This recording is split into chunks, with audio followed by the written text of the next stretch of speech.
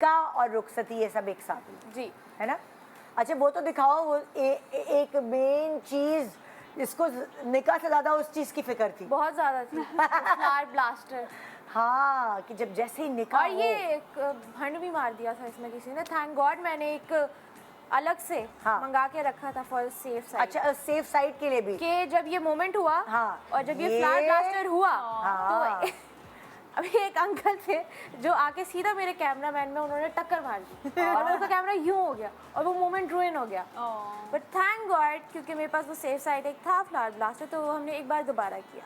ओ action replay के बाद because I am N ये एक्टर, result है। तो मुझे थोड़ी अकल थी कि कुछ चीज़ें सेफ साइड होनी चाहिए। वेरी गुड मैंने वेरी गुड। सोचा था जब निकाह के बाद वो आते हैं मिलने के लिए हाँ। तो वो वेल मैंने डाला हुआ था सब कुछ। He is also very emotional so he got he started to tear up, तो वो भी थोड़ा सा रोना शुरू हो गए थे। अच्छा निकाह हो गया, सब मुझे मुबारकबाद दे के चले गए। मैं बैठी हूँ सिर्फ इस इंतजार में कि वो आएंगे और वो वहाँ पर सबसे गले मिल रहे हैं और थोड़ा सा ना मुझे लगा थोड़ा दूर जाने लगे। मैं अपने फोटोग्राफर कह रही हूँ, मैंने कहा सुनो इसको पता है कि इसने यहाँ पर भी आना है। मैं मम्मा को कह रही हूँ मम्मा इसको कोई बताए। मैं बैठी हूँ, मैंने कहा क्या मैं खुद ही ऐसे ही उठ जाऊँ। फिर किसी ने जाकर उनको याद करे ओ हाँ ही फॉरगॉट। ये आई गेस सब ग्रूम्स के साथ होता है। निकाह होने के बाद वो अपनी बेगम को भूल जाते हैं। मेरा यहाँ भी भूल गया था। मैंने ज़ैनब को बोला भाई उसको जाके बताओ मैंने कुछ प्लान किया हुआ है, इधर आओ। एग्जैक्टली आई आस्क्ड हिम, मैंने कहा आप कहाँ चले गए थे? He was like I was so overwhelmed. मैं मम्मा से मिलके रोना शुरू हो गया, मैं पापा से मिलके रोना शुरू हो गया। मैंने कहा मतलब जिससे शादी हुई है उससे कब उसी को भूल जाते हैं उस मोमेंट में जिससे शादी हुई है, बाकी सब से मिलते हैं। असल में पता है कि सब मिलने आ जाते हैं। हाँ। तो दुल्हन तो बेचारी शर्मा रही होती है, बैठी जाती थोड़ी है मिलने, तो सब पकड़ लेते हैं दूल्हे को, तो वो बेचारा क्या करे फिर। And he doesn't know anything, like वो बिल्कुल वहीं के बॉर्न ब्रॉट अप, उनकी उर्दू भी टूटी फूटी है। तो वो क्या कह रहे हैं now what to do now. मैंने कहा आप वेल ऊपर उठाएं, फिर ऊपर। अच्छा वो बातें हैं रिकॉर्डेड ना, वो पिक्चर्स में नजर आ रहा है कि आधा करेंगे। अब मैंने कहा पीछे फेंक, पीछे मैं इशारे कर रही हूँ, पीछे आगे कर।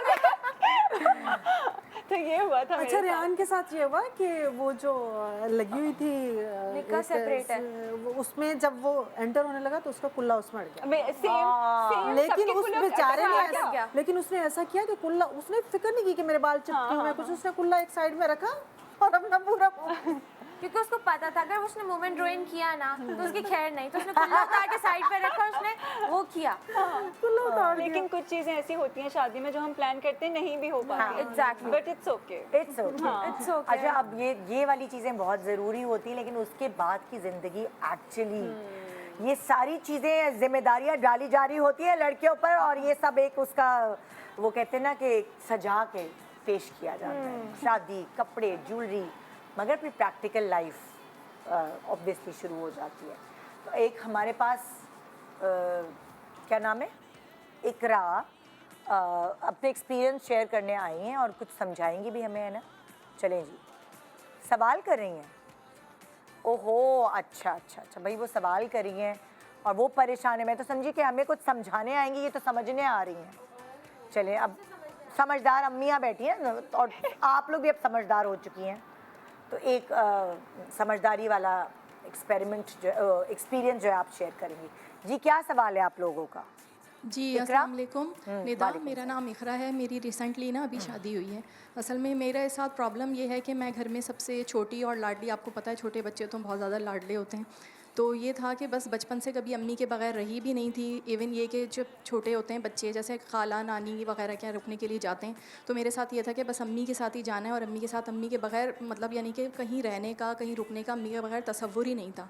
अब ये हुआ कि शादी हुई तो बस अब यही है कि माशाल्लाह हस्बैंड बहुत लविंग है, केयरिंग है, सब है, लेकिन बस अम्मी के बगैर दिल नहीं लगता। और ये होता है कि बस अम्मी याद आती रहती हैं, बस किसी तरह उड़ के बस उनके तक पहुंच जाऊं मैं, मतलब अपना रूम, अपनी चीज़ें, अम्मी के हाथ का खाना, बस यही होता है। और फिर ये है कि मेरे हस्बैंड जैसे ये होता है कि अम्मी के घर जब जाना भी होता है ना, तो वो यही कहते हैं कि तुम्हारे चेहरे पे ऐसी खुशी होती है, आंखों में ऐसी चमक होती है जो यहाँ रहते हुए नहीं होती। और ये कि जैसे होटलिंग के लिए लेके जाते हैं या आउटिंग के लिए लेके जाते हैं मुझे, तो मुझे यही होता है कि बस थोड़ी देर इसके लिए अम्मी के यहाँ मिलवाने के लिए ले जाएँ, वहाँ से कभी वापसी में ले जाएं। अब ये होता है कि अब मेरी अम्मी सेकंड फ्लोर पर रहती है ना, तो अब जब हम जाते हैं अम्मी के घर, तो मेरे हस्बैंड गाड़ी पार्क कर रहे होते हैं और मुझे होता है कि बस उड़ के अम्मी तक पहुँच जाऊँ और मैं जल्दी से, ये होता है कि बस चली जाऊँ। तो यही कहते हैं कि पीछे मुड़ के तुम देखती भी नहीं हो कि मैं आ रहा हूँ तुम्हारे पीछे, तुम वहाँ जाके बिल्कुल भूल जाती हो मुझे। अब ये कि 1-2 दिन रहे और आ रहे हैं, जब हस्बैंड आ रहे हैं तो बस मैं सैड हूँ अंदर से, और जब आती हूँ तो आते हुए रोना आ रहा होता है और वो यही कहते हैं मुझे देख के तुम खुश ही नहीं होती हो, ऐसा लगता है कि तुम ज़बरदस्ती मेरे साथ जा रही हो। अब अम्मी हालांकि मुझे बहुत समझाती हैं, अब ये कि ससुराल में दिल नहीं लगता, बड़ा हल्ला गुल्ला था भाई साथ में, और भाई से भी बहुत ज़्यादा बॉन्डिंग, और ससुराल में सब अपने अपने रूम्स में रहते हैं, तो थोड़ा सा मैं अपने आप को बहुत समझाती हूँ, बहुत कॉम्प्रोमाइज़ करने की कोशिश कर रही हूँ। बस क्या करूँ कि ये होता है कि बस अम्मी के बगैर बस मेरा गुजारा ही नहीं है। अब ये है कि ज़रा बात जैसे होता है फ़ोन वगैरह पे करो तो बस ये होता है कि सास भी थोड़ा सा ऑब्जेक्शन करती हैं मेरी, कि तुम अपनी अम्मी से ही बातों में हो, और इस तरह ना बस ये होता है। मेरे हस्बैंड भी अब ये बुरा मानने लगे हैं, जैसे वो ये कहते हैं कि तुम शादी से खुश नहीं हो, या अगर इस तरह ही तुम्हें करना था तो तुमने शादी क्यों की थी। लेकिन ये है कि मैं भी उनको कैसे समझाऊँ, मैं बहुत ज़्यादा एडजस्ट करने की कोशिश कर रही हूँ। अब एक लड़की ज़ाहिर सी बात है अपना घर बार सब छोड़ कर आती है, थोड़ा सा प्रॉब्लम हो रहा होता है। अब वो भी शायद इस बात को नहीं समझ पा रहे हैं। अब वो ये कहते हैं कि बस तुम सिर्फ ये होता है कि तुम्हारा दिल वहाँ लगा हुआ होता है और तुम मुझे इग्नोर कर रही हो। ये तो बहुत ही आम चीज़ है, हर लड़की के साथ ऐसा होता है। मैं तो अगर जब आपकी बात सुन रही थी और मैं फ्लैशबैक में गई तो ये एग्जैक्टली मेरे साथ ऐसा ही होता था कि जब भी कहीं खाना खाने जाते हैं उससे ज़्यादा खुशी होती थी कि मैं अम्मी से मिल लूँ। पता नहीं क्या शादी के बाद एक शुरू के दिनों में बहुत ज़्यादा याद आती है अम्मी। तो हरीम तुम ज़्यादा बता सकती हो, अभी इसने ये चीज़ बेयर नहीं की है। नहीं, ऐसा होता है क्योंकि मैं एक्चुअली अपनी मम्मा से क्लोज भी बहुत हूँ, मेरी ज़्यादा उन्हीं से बात होती है, हर छोटी चीज़ में याद आती है। और शादी के शुरू के दिनों में तो बहुत ज़्यादा होता है कि हर दिन जाके मम्मा से मिलना, हर दिन जाके मिलना। लेकिन इन द एंड अब वो आपका घर नहीं है, घर तो एक्चुअली अब शौहर का घर है, तो ऐसा नहीं है कि उस बेचारे को आप इग्नोर ही कर दें। वो भी आप ही का शौहर है, उसको भी थोड़ी इंपॉर्टेंस दें, अम्मा को भी साथ लेके चले, शौहर को भी साथ लेके चले, वंस इन अ वीक मिल लें। ऐसा भी नहीं है कि वहाँ जाके टेक के जाएं, वापस घर भी आना होता है। दिन में एक बार ये रात में फ़ोन ज़रूर कर लेती है, इवन रोज़ वीडियो कॉल करने अगर कभी भूल भी जाए तो इसकी सास आके कहती है कि मामा से बात की, अपनी मम्मा को कॉल करो, शाबाश। तो ये मुझे लेकिन शुरू के दिनों में बहुत मुश्किल होता है ये चीज़ एडजस्ट करने में कि अब आप अपनी अम्मी के साथ नहीं हैं। हाँ, अच्छा, एक और इंसान की ना एक फितरत होती है, उसको जिस चीज़ से जितना रोका जाएगा ना उसका वही दिल चाहता है करने का। हाँ, तो मैं सारे ससुरालियों से ये कहती हूँ कि शुरू के दिनों में नहीं बहू को रोकें आप अपनी, या उसको एडजस्ट होने दें, या बेजारी या बुरा माने कि अपनी अम्मी से मिल रही है या नहीं हो रही है। अगर आप शुरू के दिनों में उसे नहीं इस तरह आप तकलीफ़ देंगे ना, क्योंकि ये उसको तकलीफ़ पहुंचती है अगर वो अपनी माँ से नहीं मिल रही होती। तो आहिस्ता आहिस्ता बच्चे सब होते हैं तो खुद ही आप के पास टाइम ही नहीं रहता। शुरू के 5-6 महीने होता है, लाइक जब मेरी शादी हुई थी तो मुझे भी अपनी अम्मी बहुत ज़्यादा उड़क के आती है यार। लेकिन 5-6 महीने बाद आप उस घर में एडजस्ट कर जाते हैं। आहिस्ता आहिस्ता आपको अपने मैके की याद थोड़ी कम आने इस चीज़ में इन-लॉज़ को भी समझना चाहिए। उसके बाद अम्माएं बेचारी तरस जाती हैं, बेटा हमारे पास भी आ जाओ बेटा। ये तो ये नेचुरल है बहुत। नहीं, अब तो मैं सोचती हूँ कि मम्मा से मिलना कब से इतना एक्साइटिंग हो गया मेरे लिए कि ये मेरे लिए आउटिंग हो गई।